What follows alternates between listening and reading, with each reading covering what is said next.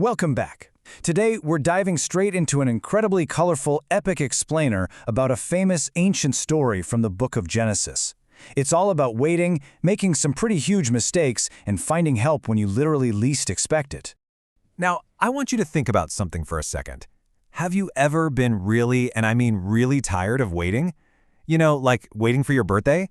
But imagine it taking a million times longer. It feels like time just freezes, doesn't it?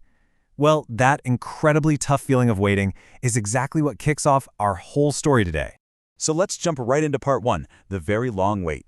A giant test of patience. Okay, here's the setup. Abraham and his wife Sarah had been living in the land of Canaan for 10 whole years without having a child. 10 years! That is an absolute eternity when you're waiting for a promise to come true. Can you imagine trying to be patient for that many days, weeks, and months? Time just kept flying by, and Sarah still didn't have any kids. As you might guess, she was getting super impatient. She finally decided she simply couldn't wait any longer for God's promise to happen on its own. She felt like she had to step in and literally take matters into her own hands. Which brings us to part 2, a not-so-great shortcut. So here was her big master plan. Sarah gave her Egyptian slave girl Hagar to her husband Abraham so they could finally have a baby in the family. And guess what? Abraham actually went along with it. He listened to her, and they just went right ahead with this giant shortcut. And honestly, the shortcut seemed to work at first. Hagar quickly became pregnant. For a split second, it looked like Sarah's secret plan was a total success. But, as we're about to see, feelings are super complicated, and things are about to get really, really messy. Get ready for part 3, the great big clash, the biggest versus battle. It was a massive collision. On one side, as soon as Hagar knew she was having a baby, she started looking at Sarah with total disrespect. And on the other side, Sarah got incredibly frustrated right back. It was a complete breakdown of their relationship, just full of fiery anger. Sarah's anger was literally bubbling over.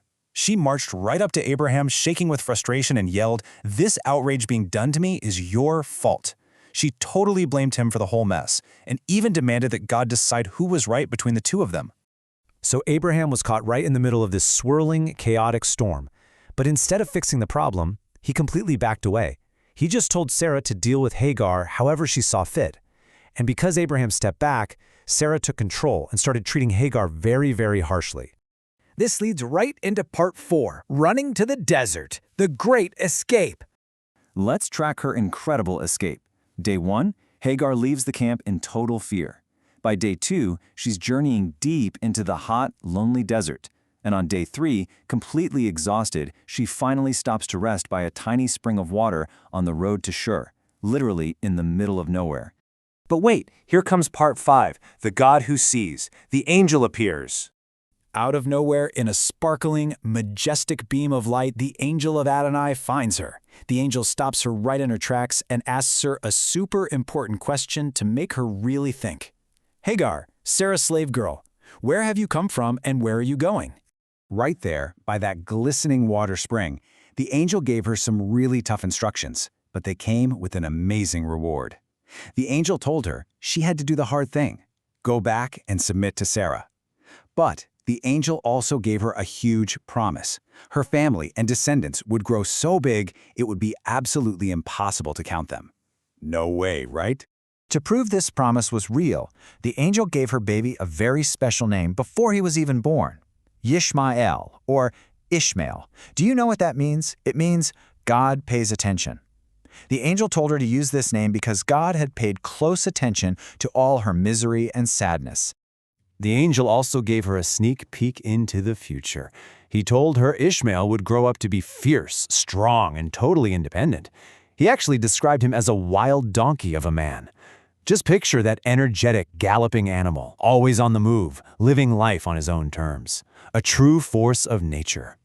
Hagar was absolutely blown away. She wasn't alone after all. She was so amazed and comforted that she gave God a special name too. She called him El Roi, which means the God of seeing. She realized with total wonder that she had actually seen the God who sees her, and she lived to tell the tale. Because of this awesome rescue in the middle of the desert, that spot became famous. They named that very well Bir Lakai Roi, which translates to the well of the one who lives and sees. It became a permanent reminder right between Kadesh and Bered that no matter where you run, you are never invisible. Let's wrap things up with part 6, trusting in God's timing, a giant lesson for everyone. Hagar bravely took the angel's advice. She went all the way back, had her beautiful baby boy, and named him Ishmael, exactly like the angel commanded. And remember how long Abraham had been waiting? He was exactly 86 years old when Ishmael was finally born. What a long, crazy journey to get to this joyful moment. So, here is some massive food for thought from this explainer. The moral of Genesis 16 is this: trust God's timing. Human impatience causes pain, but God sees.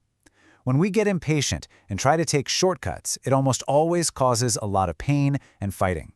But through it all, God always sees you. Now, I leave you with this question to think about.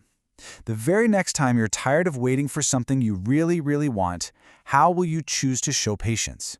Keep Hagar's story in mind and remember the God who always sees you.